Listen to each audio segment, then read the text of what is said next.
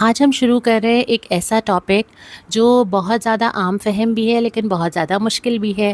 اس کی وجہ یہ ہے کہ اس پہ بات کرنا بہت آسان ہے لیکن اس پہ عمل کرنا بہت مشکل ہے، اور ہمارا ٹاپک ہے پیورٹی آف انٹینشنز، یعنی اخلاص نیت۔ یہ جو نیت ہے نا، یہ کسی کو نظر نہیں آتی، یہی سب سے مشکل بات ہے۔ باقی چیزیں تو گنی جا سکتی ہیں، لکھی جا سکتی ہیں، لیکن نیت ایک ایسی چیز ہے جو کہ صرف اور صرف آپ کو نظر آ رہی ہے، کسی ساتھ بیٹھے انسان کو، قریبی ترین بندے کو نہیں پتا کہ آپ کے اندر کیا چل رہا ہے۔ تو اس نیت کو صرف اور صرف ہم اور آپ ہی جھانک کے دیکھ سکتے ہیں۔ اب یہ اخلاص کیا ہے؟ اخلاص یہ ہے کہ آپ کوئی بھی کام کریں، دنیاوی کام کریں، آخرت کا کام کریں، آپ اس کو اللہ کو راضی کرنے کے لیے کریں۔ کبھی یہ کام بہت بڑا ہوگا، کبھی بہت چھوٹا ہوگا، کبھی روٹین کا ہوگا، کبھی ایکسٹراڈنری کوئی ایفرٹ ہوگی، لیکن جو بھی چیز کی جا رہی ہے وہ کسی کا نہ خوف ہو، نہ دکھاوا ہو، نہ فائدہ ہو، بلکہ صرف اور صرف ایک چیز مقصود ہو کہ میں اس کام کو اللہ کو راضی کرنے کے لیے کروں۔ جب ہم اخلاص کی ڈیفینیشن مختلف بزرگوں سے پوچھتے ہیں نا، تو بہت ساری ڈیفینیشنز ملتی ہے، جس میں سے کچھ میں ایسی آپ کو زبانی بتا دیتی ہوں۔ ایک تعریف یہ ملتی ہے کہ عبادت میں خالص اللہ کی بندگی اخلاص ہے۔ ایک یہ ملتی ہے کہ نیت، قول اور عمل کی صفائی کو اخلاص کہتے ہیں۔ پھر یہ ملتی ہے کہ انسان کے دل میں جو ملاوٹ ہو جاتی ہے نا، جو دل کی صفائی کو گدلا کر دیتی ہے، اس کو صاف کر دیا جائے۔ پھر اخلاص کی ایک تعریف یہ ملتی ہے کہ انسان کو خلاصی دینے والی چیز، جو انسان کو بچا لے کسی چیز سے۔ بعض یہ کہتے ہیں کہ اخلاص یہ ہے کہ لوگوں کے دکھاوے سے اپنے عمل کو بچا لیا جائے۔ ایک تعریف یہ بھی ملتی ہے کہ اخلاص جو ہے وہ عمل کو نقصان سے بچانے کا نام ہے۔ اور ایک تعریف یہ بھی ملتی ہے کہ اخلاص اپنے عمل کے لیے اللہ کے سوا کوئی اور گواہ تلاش نہ کرنے کا نام ہے۔ یعنی ہر صورت میں جو اخلاص ہے وہ ان ساری چیزوں کے منافی ہے جو آپ کسی کو دکھانے کے لیے، یا کسی انسان یا کسی پرسنالٹی یا کسی بھی اور شخص کو راضی کرنے کے لیے کرتے ہیں، جیسے شرک ہے، ریا ہے، ملاوٹ ہے، دھوکہ دہی ہے، امانت پورا نہ کرنا ہے، جھوٹ ہے۔ ان ساری چیزوں کا اپوزٹ جو بنتا ہے وہ اخلاص ہے۔ اخلاص سورہ ملک کی تعریف کے مطابق، سورہ ملک کی آیت نمبر 2 ہے آپ کے سامنے، لِيَبْلُوَكُمْ أَيُّكُمْ أَحْسَنُ عَمَلًا۔ اللہ دیکھنا چاہتا ہے کہ تم میں سے کون عمل کرتا ہے اچھا والا عمل۔ ایک ہے عمل اور ایک ہے بہترین عمل۔ تو عمل تو کوانٹٹی ہے نا، آپ نے کتنا کیا، اچھا یہ کر لیا، یہ نہیں کیا۔ جیسے مثال کے طور پہ آج ہم پوچھ سکتے ہیں کہ کتنی کلاسز لے لی، قرآن کتنا پڑھ لیا، کتنے روزے رکھ لیے، وہ کوانٹٹی ہے۔ لیکن اخلاص وہ چیز ہے جو اس کو کوالٹی دیتا ہے۔ معیار کیسا تھا، نیت کیا تھی اس کے ساتھ۔ آپ کو یاد ہوگا ہم نے کلاس نمبر 1 پڑھی تھی، اس کا ٹاپک تھا سچائی، صدق، اور ہم نے یہ بات کی تھی کہ جو سچا مومن ہے اس سے مطلوب یہ ہے کہ وہ ان اینڈ آؤٹ ایک ہی طرح کا ہوتا ہے۔ جس طرح وہ اپنے دل کے اندر اللہ سے تعلق رکھتا ہے، وہ اس کے ہر عمل میں نظر آتا ہے۔ اسی طرح سچائی بیس بناتی ہے، بنیاد بناتی ہے، اور اخلاص جو ہے وہ اس کی ایک شاخ ہے۔ جیسے کسی عمل کا آپ نے ارادہ کیا تو پہلے تو آپ کو دل کے اندر سے سچا ہونا ضروری ہے نا، کہ آپ یہ عمل کرنا چاہتے ہیں، کیوں کرنا چاہتے ہیں۔ جب آپ وہ عمل کرنا شروع کریں گے تو اس میں جو آپ کا خلوص نیت ہوگا وہ پھر اخلاص ہوگا۔ تو اخلاص عمل شروع ہونے کے بعد کا فعل ہے۔ نبی کریم صلی اللہ علیہ وسلم نے فرمایا کہ اللہ تمہاری صورتوں اور مالوں کو نہیں دیکھتا، وہ تو تمہارے دلوں اور اعمال کو دیکھتا ہے۔ کتنی خوشی ہوتی ہے نا اس طرح کی کوئی جب ہمیں تسلی مل جائے کہ وہ چیزیں جو دنیا کے اندر تو آپ کو ہوتی ہیں، پتہ نہیں میں لوگوں کے پیرامیٹرز کے مطابق ہوں کہ نہیں ہوں، پتہ نہیں دنیا والے مجھے کیا سمجھتے ہوں گے، میرا امپریشن کیا ہے، لیکن یہاں ہمیں ان ساری چیزوں سے بے نیاز کر دیا ہے کہ یہ دنیاوی چیزیں تو تم چھوڑ ہی دو نا، جس کا جو سٹیٹس ہے، جس طرح اللہ نے رکھا ہے، جو مال، بینک بیلنس، ڈگری، سب چھوڑ دو۔ اللہ تعالیٰ کا کنسرن صرف یہ ہے کہ تمہارے دل میں کیا چلتا ہے اور اس دل کے مطابق تمہارے عمل میں کیا ہو رہا ہے، بس اللہ تعالیٰ اس کے مطابق معاملہ کرے گا۔ تو ہمیں اسی طرف فوکس کرنا ہے اور اپنے اعمال کو اخلاص کے ساتھ انجام دینا ہے تاکہ اللہ تعالیٰ اس کو قبول فرمائے۔ اخلاص کس کس طرح کیا جاتا ہے؟ اخلاص کی کچھ اقسام ہیں جس میں بندے کو فوکس کرنا چاہیے کہ اس کے عمل میں جو ہے وہ کوئی اور ملاوٹ نہ ہو جائے۔ اخلاص کا ایک طریقہ یا ایک قسم ہے توحید میں اخلاص۔ وما امروا الا لیعبدوا اللہ مخلصین لہ الدین۔ ان کو حکم دیا گیا تھا کہ صرف خالص اللہ تعالیٰ کی بندگی کریں۔ یہ جو لفظ مخلصین ہے، یہ قرآن میں بے شمار جگہ آیا ہے۔ مخلصین بہت پیار کے ساتھ آیا ہے اہل ایمان کے لیے، جو اللہ سے خالص ہو کے جوڑتے ہیں، کوئی بیچ میں دوسرا نہیں ہے۔ میں ہوں اور میرا رب ہے اور ڈائریکٹ کانٹیکٹ ہے۔ جب یہ توحید آپ کے اندر جنم لیتی ہے تو کتنی چیزیں ختم ہو جاتی ہیں اس کے ساتھ ساتھ۔ سب سے پہلے تو شرک ختم ہو جاتا ہے، پھر آپ کسی اور کی طرف دیکھنا نہیں چاہتے، پھر آپ کسی اور کو بیچ میں نہیں لانا چاہتے، پھر آپ کسی اور کو راضی نہیں کرنا چاہتے۔ سب سے پہلے سب سے اوپر آپ کا تعلق اللہ تعالیٰ کے ساتھ ڈیولپ ہوتا ہے، اور جب یہ تعلق بن جاتا ہے تو اخلاص کی دوسری قسم سامنے آتی ہے، اور وہ یہ ہے کہ اللہ تعالیٰ سے میرا کنیکشن اور اللہ تعالیٰ پہ میرا بھروسہ، ان دونوں چیزوں میں اخلاص ہو۔ جو بھی پیش آئے، پچھلے کئی دنوں سے ہم بات کر رہے ہیں، ہم مشکلات کی بات کر رہے تھے، ہم صبر کی بات کر رہے تھے، ہم شکر کی بات کر رہے تھے۔ یہ ساری چیزیں جنم ہی جب لیتی ہیں جب آپ کا اللہ سے وہ خالص تعلق بن چکا ہوتا ہے۔ سورہ یونس کے مطابق سخت مشکلات میں بھی یہ لوگ خالص اللہ کو پکارتے ہیں، کسی اور طرف دھیان نہیں جاتا، اور یہی پہ ریکمینڈڈ بھی ہے کہ اسی کی عبادت کرو، خالصتاً اسے پکارو، کیونکہ وہ تمام جہانوں کا رب ہے نا، وہ زندہ موجود ہے، اس کو پکارو۔ تو اللہ تعالیٰ سے توکل میں بھی اخلاص ضروری ہے کہ پھر ہم دوسری کسی چیز پہ ریلائی نہ کریں۔ دوسری ساری چیزیں اسباب ہیں جو اللہ تعالیٰ بناتے ہیں، اسباب اختیار کریں، لیکن آخر میں توکل اللہ ہی پہ کریں۔ ڈاکٹر کے پاس جائیں لیکن شفا اللہ سے مانگیں، جاب کریں یا رزق حلال کمانے کی کوشش کریں تو برکت اور رزق کا ملنا اللہ تعالیٰ سے ہی مانگیں، اس یقین کے ساتھ کہ باقی ساری چیزیں اللہ کے دیے ہوئے اسباب ہیں۔ پھر اخلاص کا جو تیسرا طریقہ یا قسم ہے وہ یہ ہے کہ انسان کی نیت بالکل ٹھیک ہو۔ نیت اور ارادے پہ ہر وقت نظر رہے، اور شیطان کے لیے کتنا آسان ہے نا کہ بس وہ نیت تو چک لے، آپ کی نیت اس نے چینج کی اور عمل گیا۔ نبی کریم صلی اللہ علیہ وسلم نے اس حدیث کے مطابق فرمایا، یہ جہاد تک پہ جانے والا شخص، جہاد کوئی آسان چیز نہیں ہے، لیکن اگر اس کی نیت میں یہ ملاوٹ ہو گئی کہ جیتیں گے تو مال ملے گا اور لوگ کیا کہیں گے، واہ کتنا بڑا کام کیا میں نے، تو اللہ تعالیٰ نہیں قبول کرتا وہ عمل، سوائے اس کے کہ وہ خالص اس کے لیے ہو اور صرف اللہ کو راضی کرنے کے لیے ہو۔ اور یہ کام تو دنیا کی کوئی طاقت کر ہی نہیں سکتی کہ وہ آپ کی نیتیں چیک کرے، کوئی نہیں کر سکتا۔ تو اپنی نیتوں میں جھانک کے دیکھنا ہے کہ میری اصل میں اس کام سے نیت کیا ہے۔ پھر ہے کہ عبادات میں اخلاص، جو عبادت ہم کرتے ہیں نا، وہ عبادت کرتے کرتے کبھی کبھی کیا ہوتا ہے کہ وہ ہم ایک ایسے سرکل میں رہتے ہیں جہاں وہ ریکوائرمنٹ بن جاتی ہے، سب کرتے ہیں تو میں بھی کر لیتی ہوں۔ کبھی کبھی یہ ہوتا ہے کہ وہ روٹین ہے، میری بچپن سے عادت پڑی ہوئی ہے تو پڑی ہوئی ہے۔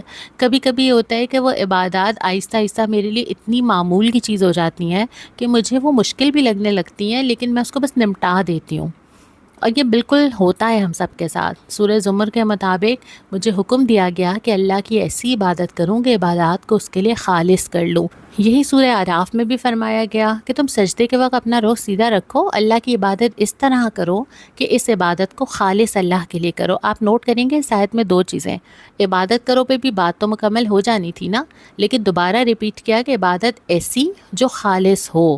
اب اس عبادت کے اندر وہ ساری چیزیں آ جاتی ہیں۔ عبادت کا مطلب صرف نماز روزہ نہیں ہوتا، عبادت کا مطلب جو ہم نے نعمتوں کو استعمال کرنے کی بات کی تھی، لوگوں کے ساتھ تعلق کرنے کی بات کی تھی، تو جتنی عبادتیں ہوں یا جتنے کام نیکی سمجھ کے کر رہے ہو، اس کی انٹینشن صرف اور صرف اللہ کو راضی کرنا ہو۔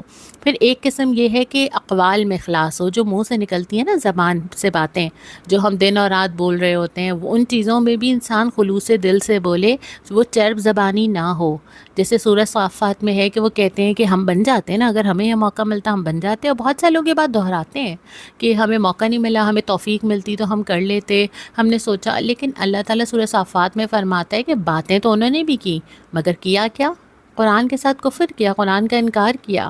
پھر اسی طرح سورہ عنکبوت میں فرمایا کہ جب وہ کشتیوں میں سوار ہوتے ہیں یا مصیبت میں پڑتے ہیں، اس آیت کی روشنی میں ہم اپنے آپ کو دیکھ لیتے ہیں نا، کوئی پرابلم آتی ہے تو عبادت کو خالص کر کے اللہ کو پکار لیتے ہیں، جب وہ ان کو بچا کے لاتا ہے تو شرک کرنے لگ جاتے ہیں، پھر ہماری دیوی نعمتوں سے مکر جاتے ہیں۔ ہمارے ساتھ ہوتا ہے، ہمارے ساتھ کووڈ میں بھی ہوا، ہمارے ساتھ بیماریوں میں بھی ہوتا ہے، ہمارے ساتھ ایگزامز میں بھی ہوتا ہے کہ ایٹ ٹائمز تو یہ اللہ کو ایسے پکارنے لگ جاتے ہیں، اور اس کے بعد جب اپنا مطلب نکل جاتا ہے تو وہ پلٹ کے نہیں آتے۔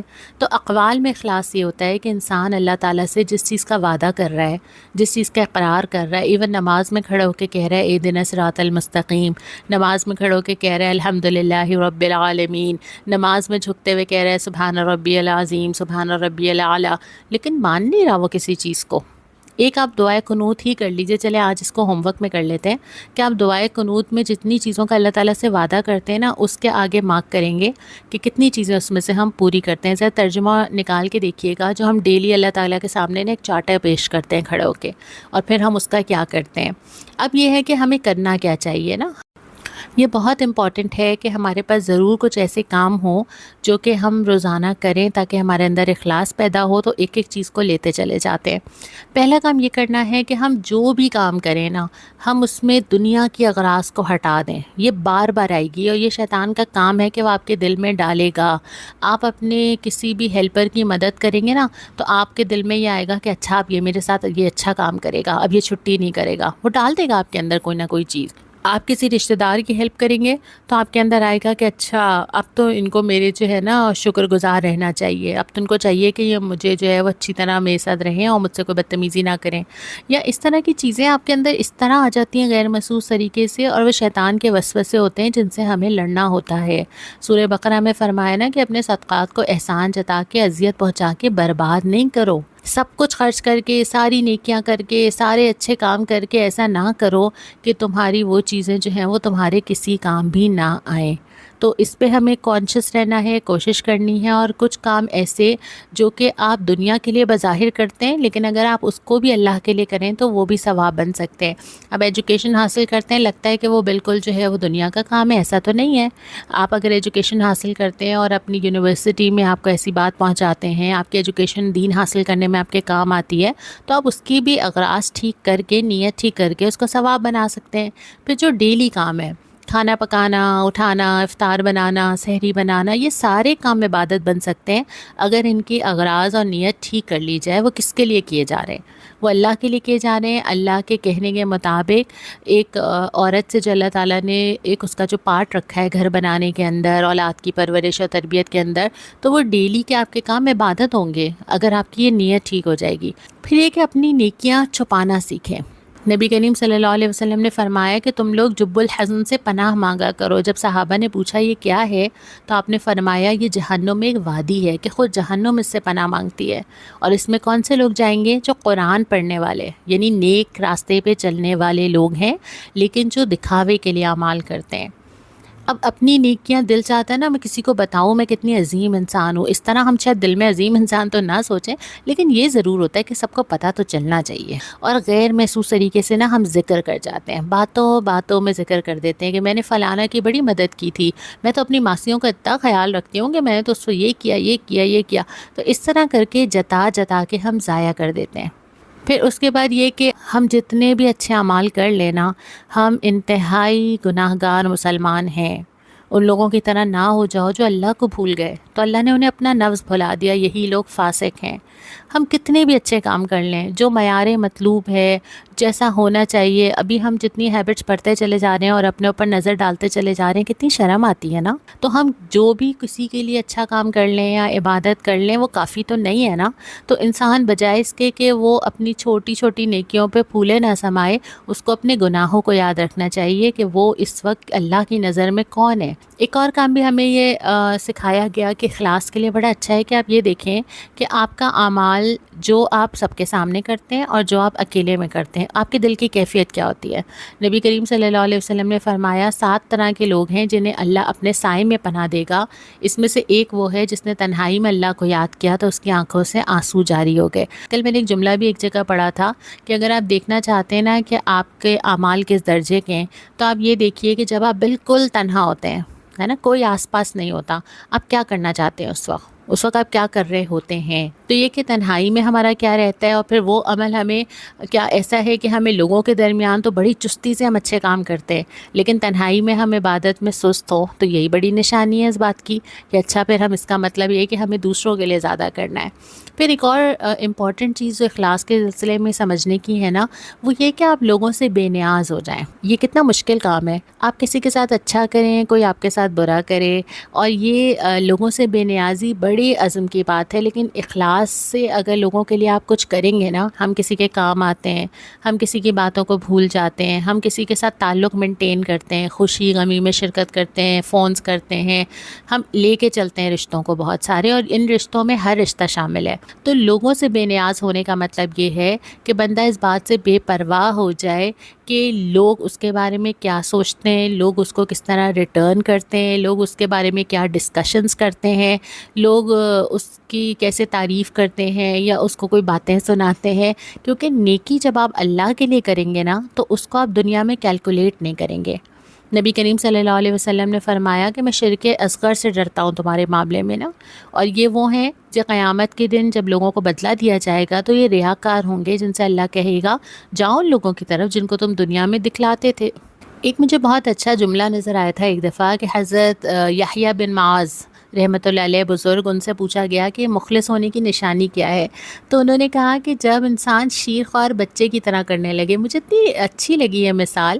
انہوں نے کہا کہ بالکل بچے کو جب کوئی تعریف کرتا ہے نا تو وہ زیادہ اس سے خوش نہیں ہو جاتا، وہ چڑھ نہیں جاتا، مطلب جو بہت چھوٹا بچہ ہوتا ہے اس کو یہ ہوتا ہے کہ کسی نے تعریف کی بھی ہے تو اس کو فرق نہیں پڑتا، وہ اپنے روٹین پہ قائم ہے۔ کوئی اس کی برائی بھی کرے گا، اللہ کہ تمہیں کتنا تنگ کرتا ہے، ہو یہ تو کتنا روتا ہے، اس کو اس سے بھی فرق نہیں پڑتا، وہ اپنی روٹین پہ چل رہا ہوتا ہے، وہ اپنے حساب سے ہنستا روتا ہے، جو کرتا ہے اپنے حساب سے کرتا ہے۔ تو انسان ایک ایسے بچے کی طرح ہو جائے کہ اس کو اس بات سے فرق نہ پڑے کہ کیا تبصرے ہو رہے ہیں، کیا بات ہو رہی ہے وغیرہ وغیرہ۔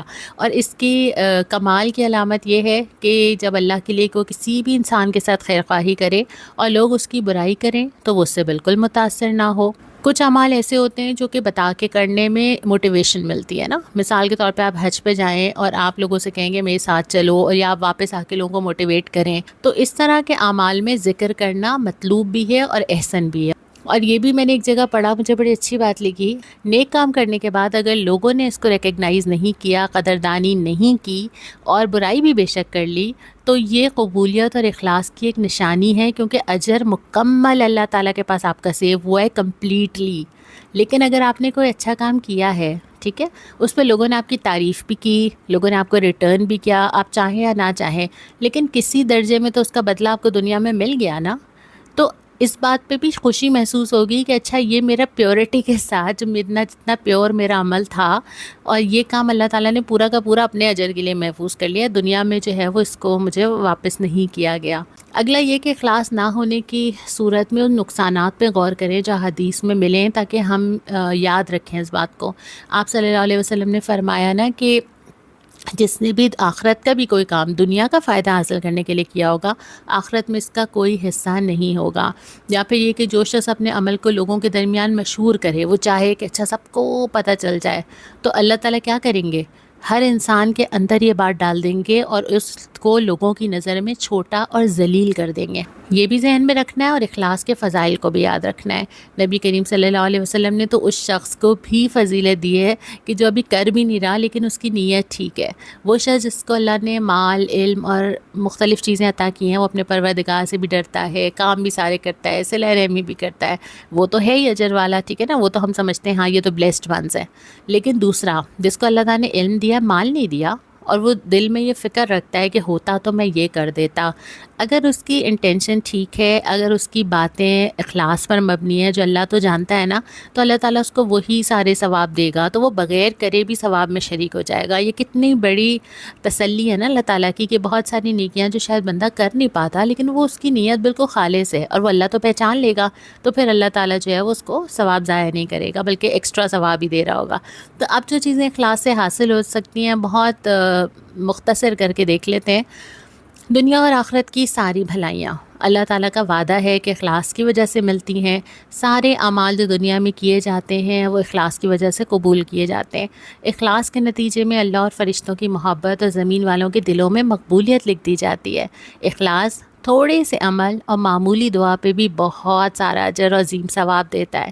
مخلص کا ہر عمل لکھا جاتا ہے جس سے وہ اللہ کو راضی کرے، چاہے وہ عمل مباح ہی کیوں نہ ہو۔ مخلص جس عمل کی بھی نیت کر لے اسے لکھ لیا جاتا ہے، چاہے وہ اسے انجام نہ دے سکے۔ مخلص اگر سو جائے یا بھول جائے تو معمول کے مطابق جو عمل کرتا تھا اسے لکھا جاتا ہے۔ کتنا پیارا لگ رہا ہے نا یہ سب سن کے۔ اگر مخلص بندہ بیمار ہو جائے یا حالت سفر میں ہو تو اس کے لیے وہی عمل لکھا جاتا ہے جو وہ اس حالت اقامت یا صحت میں کیا کرتا تھا۔ اخلاص آخرت کے عذاب سے نجات دلاتا ہے، دنیا اور آخرت کی مصیبتوں سے نجات جو ہے وہ بھی اخلاص کے ثمرات میں سے ہے۔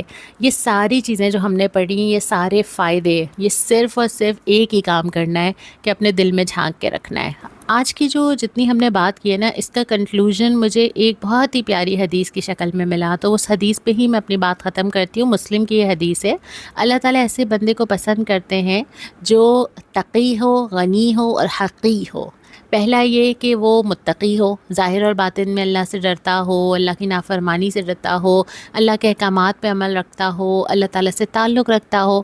دوسرا وہ غنی جس کو کسی سے کوئی غرض نہیں ہے، کسی کی مال دولت، اسٹیٹس، کیفیت، مفاد یا کسی انسان سے فائدہ اٹھانا اس کو نہیں چاہیے کسی انسان سے۔ وہ لوگوں سے اگر کوئی اچھا رویہ رکھتا ہے تو اللہ کے لیے رکھتا ہے، لوگوں کے کام آتا ہے تو اللہ کے لیے آتا ہے، مانگتا ہے تو اللہ سے مانگتا ہے، محتاج سمجھتا ہے تو اللہ کے سامنے سمجھتا ہے۔ اور یہ بندہ آسان نہیں ہے بننا۔